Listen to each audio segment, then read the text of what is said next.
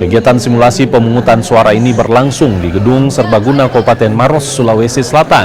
Simulasi ini dilengkapi dengan anggota kelompok penyelenggara pemungutan suara, bilik suara, kotak suara, dan tinta, serta surat suara dengan desain calon tunggal untuk pemilihan Bupati Maros dan surat suara dengan 3 pasangan calon untuk pemilihan calon gubernur dan wakilnya.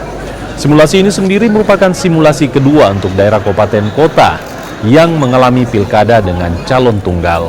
Ketua KPU Maros bilang pentingnya uji coba tempat pemungutan suara yang aksesnya mudah dijangkau untuk menampung maksimum 600 pemilih, serta alur mudah bagi pemilih saat berada di lokasi pemungutan suara. Ya, yang kedua ini simulasinya untuk daerah yang paslon tunggal, di mana pelaksanaan pemungutan suara di TPS saat nanti calonnya cuma satu pasangan calon.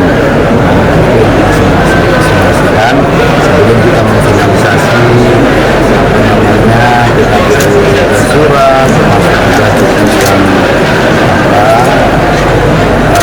dena dan seluruh hal berkaitan dengan situasi di TPS. Jadi kita melakukan simulasi untuk kemudian mengenali masalah yang ideal seperti apa dari beberapa simulasi, termasuk masukan-masukan. Kita jadi tahu alur untuk mencoblos itu seperti apa. Jadi saya sempat antri, kemudian menyerahkan undangan dari KPU, terus kan ini